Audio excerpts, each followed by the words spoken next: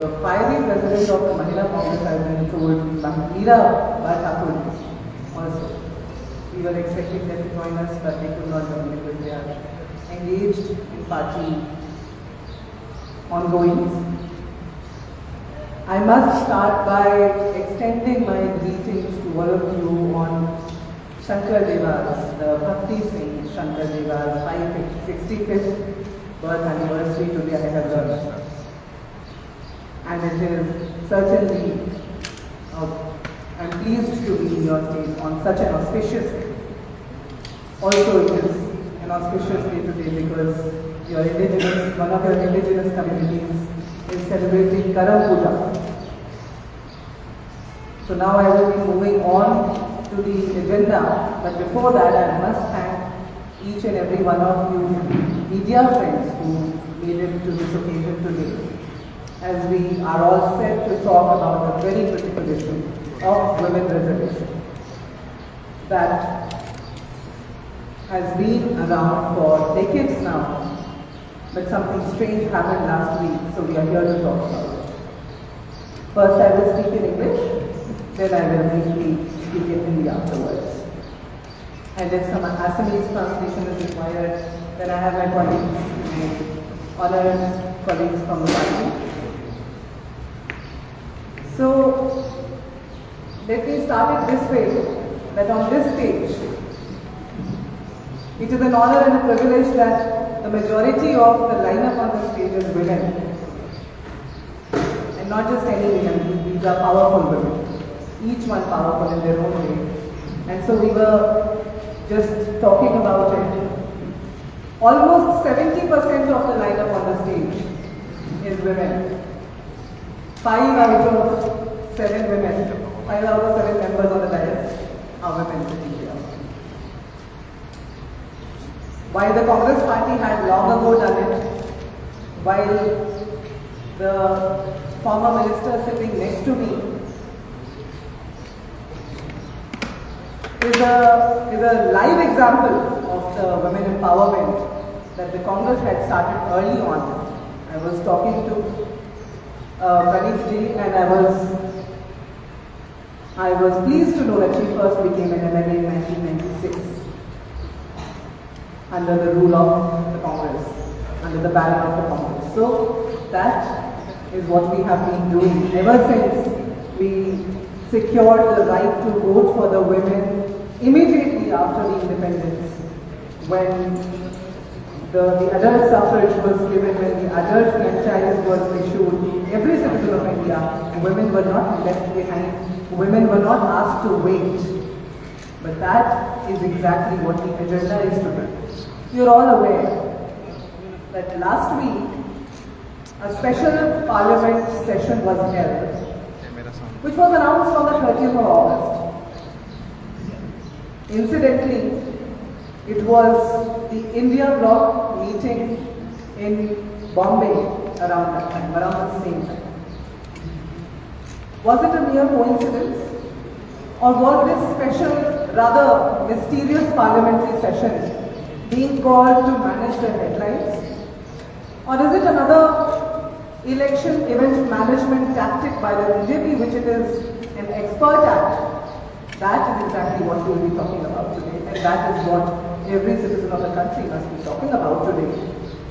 And the Congress will leave no stone unturned in triggering that dialogue amongst every noted corner, every community of the Indian population. I was reminded while I was researching for my today's address, while I was delving deep into the women issues, the equality issues, I came across these very powerful words of Ms. Sarojini Naidu, who you know was one of the freedom fighters from the Congress, the first woman governor, one of the women presidents of the Congress party. Sarojini Naidu had said, and I quote, "When there is oppression, the only self-respecting thing is to rise and say, this shall cease today, because my right is justice. With those words of Sarojini Naidu's, I must reiterate what the BJP has told the women of our country. Wait. Wait to enjoy your rights. Wait to enjoy your rights that you were born with. You were born equal, but you wait. Because we would not let you have it any other way. Wait was, in one word, the very agenda of the last. The mysterious parliamentary session. The BJP's message to the women of India is very clear in there. Under the BJP regime, we, the women of India, are being compared to massive power. So massive that they came with the slogan of maximum governance, minimum government. Minimum government, maximum governance. However, we now know all the portfolios have been filled, no more minimum governance. But no more minimum government, but minimum governance too. They came with so much power, they call themselves a double engine government. They organize funerals of their loved ones. When drugs like remdesivir was creating anxiety amongst the people, there was the Modi government perpetrating those draconian laws which they had to take back with the golden handset. GST was imposed in the same manner. An amendment was brought in without having a dialogue with the stakeholders. CAA, Citizenship Amendment Act, National Register of the Citizen, CAA, NRC was brought in the same manner. Wielding that massive power, the majority that the BJP came with. The task was nearly complete where the Congress left it at 2010. You know, it was passed with the Rajya Sabha. But the Modi government never had the intention of tabling that bill or passing that bill,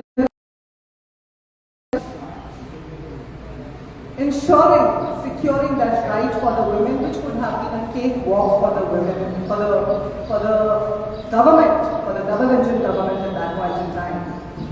But they had no intent to do so. Which is based upon male supremacy. I think it is no surprise to anybody sitting here or hearing us today that the RSS and its offshoot, the BJP, they find their foundation on male supremacy. Just women leaders around here, I was dead shocked to learn that the women of Assam, the indigenous women of Assam, were compelled to walk naked, parade naked, to remind the government that they cannot trample their rights against some, has never had any intention of securing their rights to the women. While the RSS and the BJP, actually, if you are aware, the Rashtriya Swayam Sevak Sangh bans women out of their organization. No woman can enter RSS. While their intention was clear, we just want to remind the country that in 1989, when Shri Rajiv Gandhi, the visionary Prime Minister of the Congress at that point in time, brought the 33% women reservation bill, it was opposed by the likes of the luminaries of the BJP, the likes of Shri Atal Bihari Vajpayee, Shri L.K. Advani. While the bill was passed by the Lok Sabha very much in 1989, it could not be passed in Rajya Sabha because it fell short of 7 votes in 1989, and the task was later completed by Shri P.V. Narasimha Rao in 1992.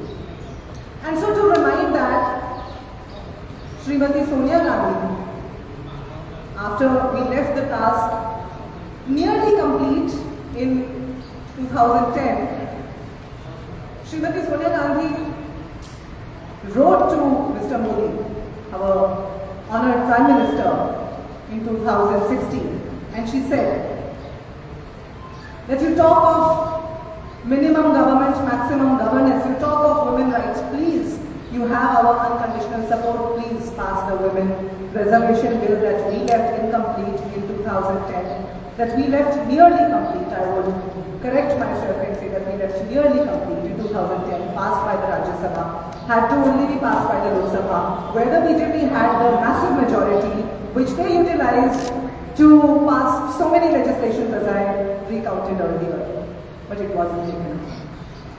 Srimati Sonia Gandhi again wrote in 2017 that, "Sir, you have our unconditional support and please secure for the women what is theirs. Right to political leadership, right to represent their gender equally." But it wasn't granted. 2017, it was written again 2018, Sri Rahul Gandhi wrote to the Prime Minister.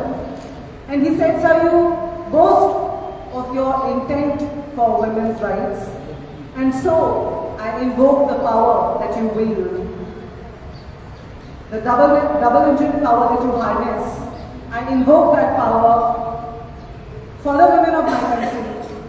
And he said that please pass that bill. Congress will give you unconditional support as we did now. And it was passed. We had been citing that intention, we had been extending that message every year, year after year.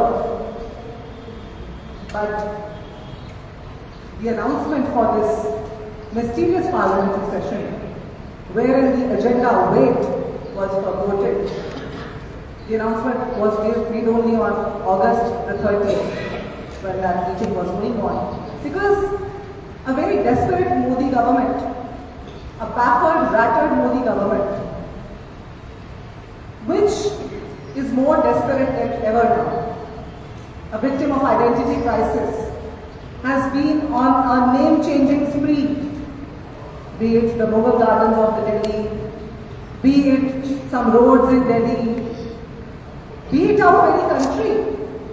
I mean, now they are on a spree of changing the name of our country apparently.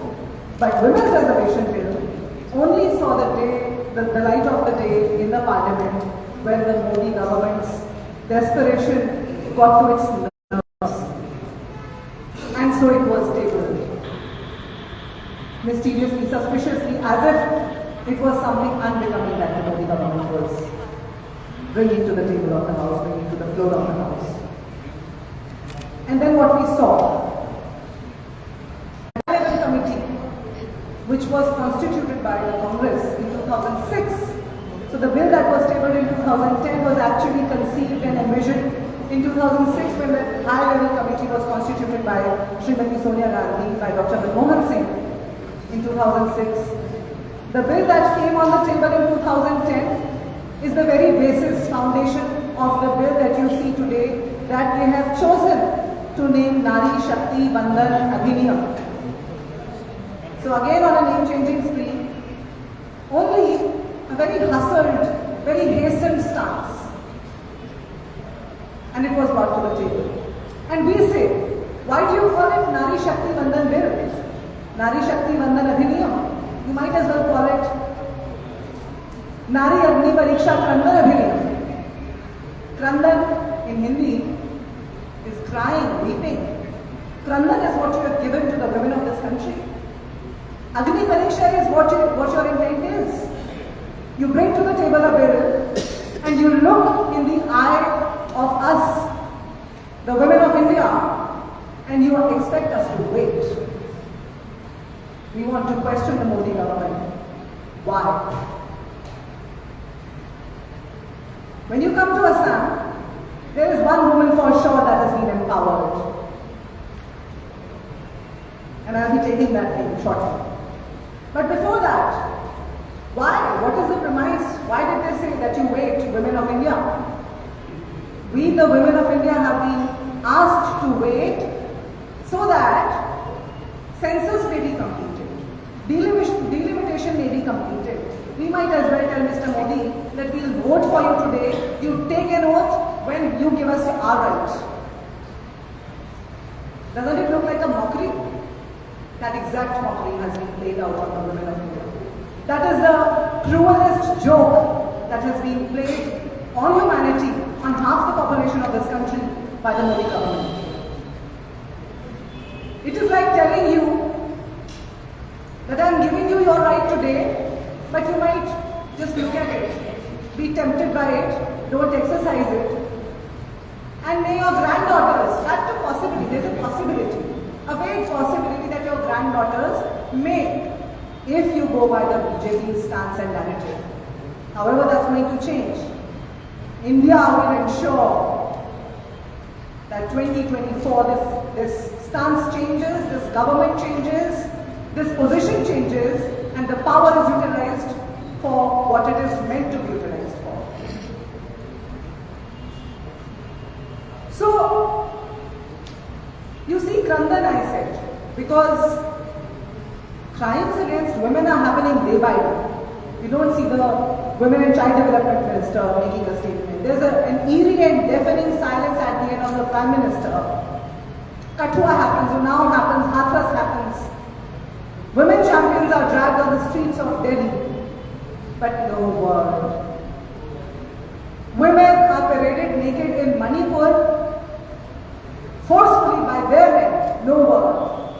Assamese indigenous women are compared to parade naked because their rights are breached upon, no word. And I heard Mohan Bhagwat was there in Assam on that day. He had landed in Assam on that day, and he might have known about it, he must have known about it, he chose to stay silent, because that is the BJP's modus operandi. Silence. Silence, denial to the very rights of the people of India, and that is why this joke is the cruelest joke that any Prime Minister ever played out on its population, on its subjects, on its citizens. You would remember Brijbhushan Sharan Singh, granted unquestioned protection by the BJP, mocking at us, women of India. The FIRs were not done, finally the court made it happen, and later what we saw, he walked with a smirk on his face in the parliament, as if he was telling us that you dare. I remember how he treated a journalist. All my journalist friends are sitting here, and I'm sure it doesn't go down well. When one of your female friends, when one of your female counterparts of your industry, who strives it, steps out of her house to do her job, and when she asks a question, he throws her mic to the ground. That is what the BJP MPs and MLAs, by the way, on record with highest number of allegations against them. That's what they do to the women of this country. As far as Assam is concerned, as I said earlier, that one name that I wanted to talk about is Rinki Bhuyan Sharma. Rinki Bhuyan Sharma, your CM's wife, Rinki Bhuyan Sharma, sorry.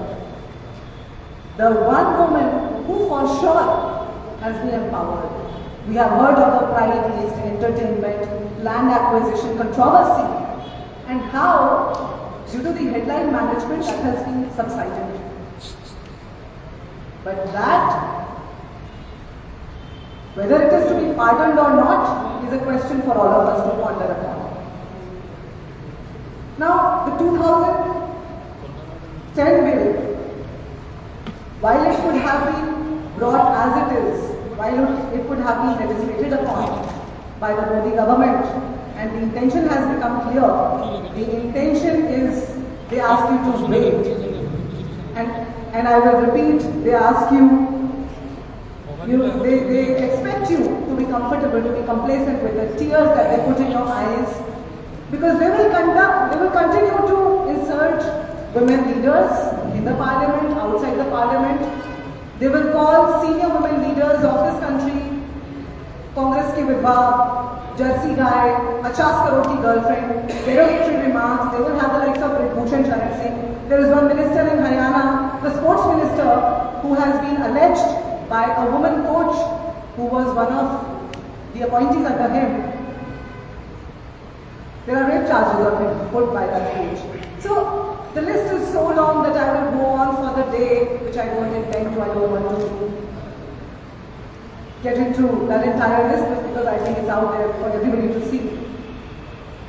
But the BJP's list of crimes against humanity in this country is never ending. And so I will leave you with these 6 questions. We must ask, we the women of India, do ask the Modi government today, census, when we have been asking you to conduct a census, we are the only G20 member where a census has not been conducted over a decade. We have all seen how Modi ji actually mistook the G20 as one of his political rallies. And massive publicity has been conducted around it. Yet the question is why, as a G20 member, we are the only one where a census has not happened for more than 10 years. And they have clearly stated, the BJP government has clearly stated that the delimitation will not happen before 2026. Why has the BJP deprived the people of this country from being counted? Why do they not put out in the public domain the data from socio-economic caste census that the Congress conducted with an investment of the people's money of around 4,000 crores? Your money, worth 4,000 crores, was invested in 2011 dutifully by the then UPA government to conduct the socio-economic caste census. And the data has been kept away from the public domain by the BJP government. They don't have an intent to conduct a census. They don't have an intent to put the data of the socio. As our leader, Shri Rahul Gandhi says, जिसकी जितनी भागीदारी उसकी उतनी हिस्सेदारी. So if we will not know how many SCs, STs, OBCs are there, we will not be able to extend the benefits to them. But with respect, but the proportion doesn't change. So when you have ensured 33%, that should not be dependent upon the caste census, that should not be dependent upon the delimitation, because it is not dependent. Or you please explain, the BJP must explain to the women of India how is the census or delimitation connected to the women's revolution.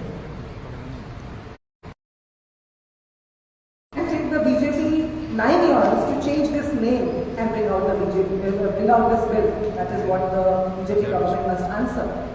Why did this wander away this time? And with these questions, with very important, that we the women of India know that we have secured our seats on this table because we deserve so.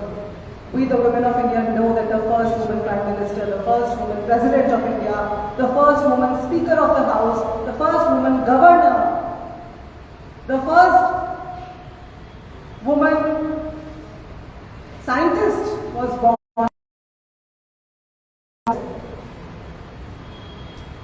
And rights like right to succession, right to property, right against domestic violence, right against sexual harassment at workplace were ensured for the women by the Congress. And so, Luther King Jr.'s words, justice delayed is justice denied. We are being denied of our justice. We deserve 33% reservation now and today. We won't wait. We must not be asked to wait. It is the Modi government that must be asked questions, and that must be faced with the consequences in 2024. I will briefly put it out in Hindi. आज मैं यहाँ महिला अधिकारों की बात करने Congress party की ओर से यहाँ उपस्थित हूँ. ऑल इंडिया कांग्रेस कमेटी की ओर से आज मैं आप सबके बीच में महिला अधिकारों की बात करने के लिए उपस्थित हूँ. 1989 में राजीव गांधी जी द्वारा शुरू की थी.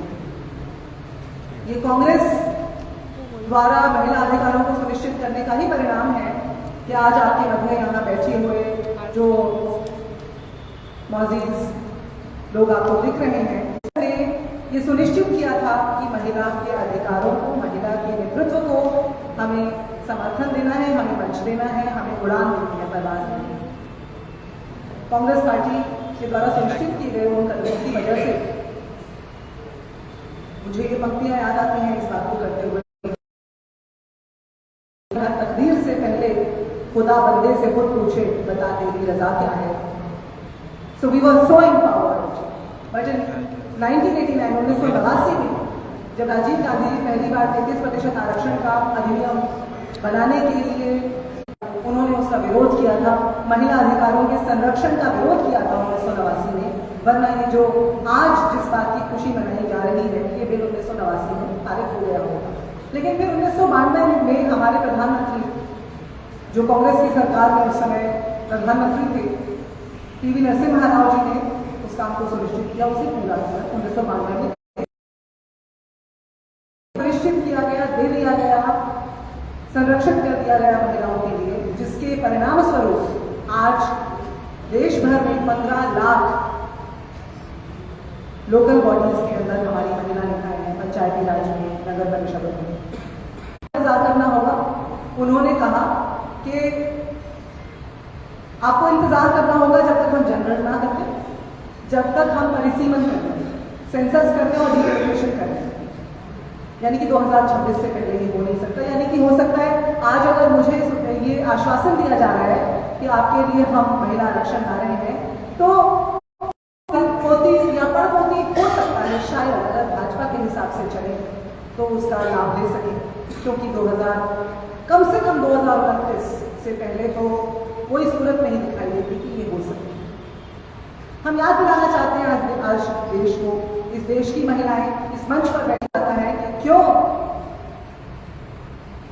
भाजपा को महिला के आरक्षण से परेशानी, समस्या है, क्यों महिलाओं को इंतजार करने के लिए कहा जा रहा है, क्योंकि आज उनको इलेक्शन इवेंट मैनेजमेंट करना है, क्योंकि इसे विशेष सत्र कहा गया और हम ये कहते हैं कि ये संदेहास्पद सत्र था, मिस्टीरियस सेशन था, क्योंकि इसकी घोषणा हेडलाइन मैनेजमेंट की मंशा से की गई। इसकी घोषणा तब की गई जब इंडिया पार्टीज अपनी बैठक बंबई में कर रही थी और भाजपा जो कि इस समय पूरे तरीके से बहुत कोई एजेंडा सेट किया गया और सत्र बुला लिया गया, और जब सत्र बैठाया गया तो पता चला एक ही एजेंडा था और ये कहा जा रहा था इस देश की महिलाओं को, जो उतने ही जन्मसिद्ध अधिकार के साथ आई थी इस दुनिया में जितने अधिकार के साथ हमारे जो पुरुष साथी हुए। लेकिन बहुत लंबा इंतजार हुआ है, 1989 से वो इंतजार चलता रहा। 2010 इतनी अनक्वेश्चन पावर नहीं थी शायद, लेकिन सोनिया गांधी जी ने स्मरण कराते हुए प्रधानमंत्री जी से कहा कि आपके पास तो डबल इंजन की पावर है, आप इन बिलों को ले आइए, आप महिला आरक्षण बिल को लेकर आइए, विधेयक को लेकर आइए और हम आपको निशर्त समर्थन देंगे, बिना कोई सवाल पूछे समर्थन देंगे। 2017 में फिर लिखा, 2018 में फिर लिखा, राहुल गांधी जी ने लिखा और उन्हें कहा कि आप महिला अधिकारों का रंग करते हैं, आप कहते हैं बेटी बचाओ बेटी पढ़ाओ, लेकिन कोई बात सुनी नहीं गई और साबित ये हुआ कि वो खोखले वायदे, उज्ज्वला योजना हो या बेटी बचाओ बेटी पढ़ाओ, वो खोखले वायदे हैं। महिला विधेयक लाया गया तब जब मोदी सरकार को हेडलाइन मैनेजमेंट करने की आवश्यकता थी। हमने सवाल पूछा, हमने सदन के अंदर संशोधन लाने के प्रस्ताव रखे, हमारे नेताओं ने अमेंडमेंट्स लाने के लिए प्रपोजल्स रखे, हमने कहा हम समर्थन करते हैं, लेकिन इसके अंदर आप एक तो ये शर्त न लगाएं कि आप कास्ट सेंसस के बाद या डिलिमिटेशन के बाद इसको करेंगे, और आप इसके अंदर ओबीसी की जो इंक्लूजन है, ओबीसी को भी इसके अंदर सम्मिलित करें। SC/ST को तो आपने कर लिया है, जैसे कि 2010 में भी सुनिश्चित था, लेकिन आपके पास भारी बहुमत है, आप ओबीसी को भी इसके अंदर सम्मिलित करें। लेकिन उन संशोधनों को दरकिनार करते हुए, संवाद से कन्नी काटते हुए, संवाद से किनारा करते हुए, जैसा कि मोदी सरकार का तरीका ही है, इसको पारित कर दिया गया। और आज भी हमारी मांग, हमारे नेताओं की मांग श्रीमती सोनिया गांधी की मांग, राहुल गांधी की मांग यही है मोदी सरकार से। हमारे अध्यक्ष मल्लिकार्जुन खड़गे जी ने बहुत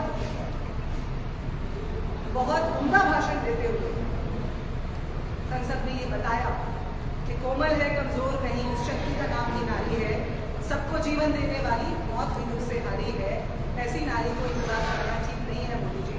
उन्होंने कहा कि आप महिला अधिकारों को आज से, अभी से सुनिश्चित करें और ऐसा उपहास न करें इस देश की महिलाओं के साथ। तो इसलिए इस वार्ता के माध्यम से हम मीडिया के साथियों के माध्यम से, और हम जानते हैं कि असम का मीडिया जो है बहुत फियर्स है, बहुत जोशीला है, जो बात जैसी है उसको वैसे ही रखता है, हम ये सवाल पूछना चाहते हैं मोदी गवर्नमेंट से, मोदी सरकार से, हेमंत बिस्वा शर्मा जी की सरकार से, कि एक ही महिला का सशक्तिकरण, रिनी भूयन शर्मा जी का सशक्तिकरण करने के लिए आप सभी कानूनों को दरकिनार कर देते हैं, तो फिर एक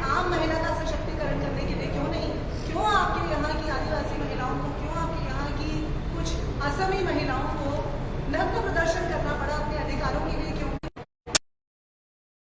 ये बोलती है कि द्रौपदी भी मुझ में है और सीता भी मुझ में है, मुझसे अग्नि परीक्षा मत मांगो। ये अग्नि परीक्षा मांगने का अधिकार हम भारत की महिलाएं नहीं देंगी मोदी सरकार को, या